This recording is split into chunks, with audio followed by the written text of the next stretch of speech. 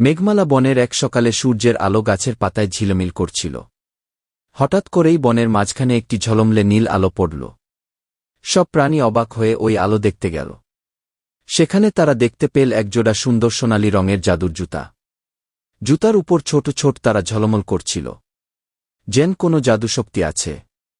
ঠিক তখনই একটি ছোট্ট পরী এসে উপস্থিত হল। পরীর নাম ছিল পরী, তার রূপালী ডানা রোদে চকচক করছিল।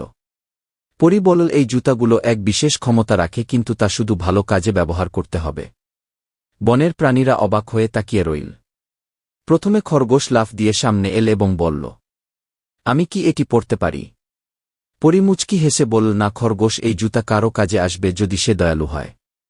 এরপর হরিণ সামনে এল এবং বলল, আমার তো খুব দ্রুত দৌড়াতে ইচ্ছে করে, আমি কি এটি ব্যবহার করতে পারি? পরী বলল, জুতা কার কাজের জন্য ঠিক হবে সেটি নিজেই বেছে নেবে। ঠিক তখনই ঝোপের পেছন থেকে ছোট্ট একটি কাঠবিড়ালি এল এবং বলল, আমি তো গাছ বেয়ে উঠতে পারি, তবে মাটির কাজেই এই জুতা সবচেয়ে ভালো হবে। সবাই তখন হাসতে লাগল, কারণ কাঠবিড়ালির যুক্তি ছিল মজার। হঠাৎ একটি গম্ভীর গলা শোনা গেল, সেটা ছিল হাতি, যে দূর থেকে এসে বলল, এই ছোট্ট জুতা আমার তো কাজে আসবে না। পরী মিষ্টি হেসে বলল, তোমার সত্যিই তো এর দরকার নেই হাতি ভাই।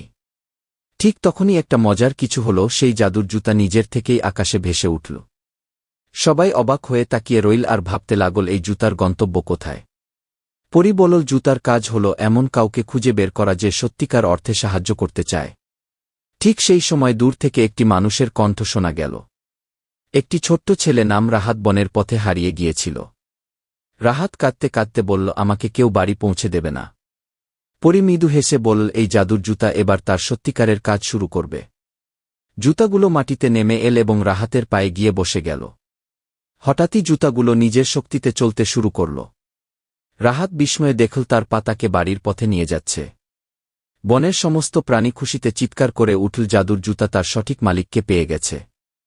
পরী বলল, এই জুতা ভালোবাসা ও সাহায্যের জন্য তৈরি, যারা দয়ালু তাদেরই পাশে থাকবে। বনের প্রাণীরা আনন্দে নাচতে লাগল আর রাহাত ধীরে ধীরে তার বাড়ি পৌঁছে গেল। জাদুর জুতা তখন আবার আকাশে উড়ে গেল আর পরী উড়ে চলে গেল মেঘের দেশে।